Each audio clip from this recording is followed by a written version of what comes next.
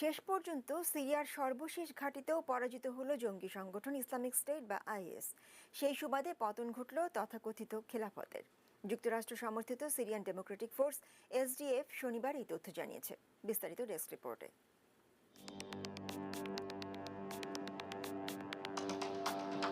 2014 সালের জুনে কথিত খিলাফতের ঘোষণা দেয় জঙ্গি সংগঠন ইসলামিক স্টেট বা আইএস। সিরিয়ার রাকা শহরকে ঘোষণা করে নিজেদের রাজধানী, প্রতিবেশী ইরাকের মসুল শহরকে ঘোষণা করে দ্বিতীয় রাজধানী। অতি দ্রুত তারা সিরিয়া ও ইরাকের ব্যাপক অংশ দখল করে নেয়। এক পর্যায়ে দুই দেশের প্রায় 88,000 বর্গ কিলোমিটার অঞ্চলের প্রায় 1 কোটি মানুষের ভাগ্য নিয়ন্তা হয়ে ওঠে তারা। এসব জায়গায় ব্যাপক নৃশংসতা এবং ধ্বংসযজ্ঞ চালায় তারা। বিচারের নামে প্রহসনে ঘটায় বহু মানুষের শিরশ্ছেদ।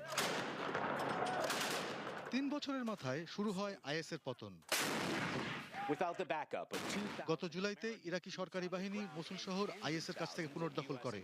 রাকা আইএস মুক্ত হয় অক্টোবরে। নভেম্বরে ইরাক ঘোষণা করে তাদের দেশেও আইএস শেষ। ডিসেম্বরের প্রথমার্ধে ইরাকি সরকারি বাহিনী আইএসের পরাজয় উদযাপন করে।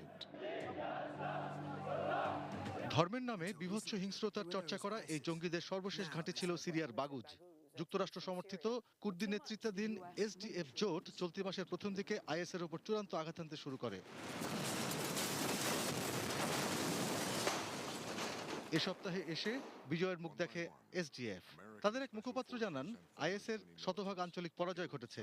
বিজয় উদযাপনের জন্য এসডিএফ যোদ্ধারা বাগুজে তাদের হলুদ রঙের পতাকা উত্তোলন করেছে। তবে বিশ্লেষকরা বলছেন, বর্তমানে কোণঠাসা এই জঙ্গি গোষ্ঠীটি আঞ্চলিক ও বিশ্বব্যাপী হামলা চালাতে এখনো সক্ষম রয়েছে বলে আশঙ্কা থেকেই যাচ্ছে। আর এসব হামলার সম্ভাব্য প্রধান লক্ষ্য ইউরোপ ও America. Arpan Maitra, desk report, ATN news.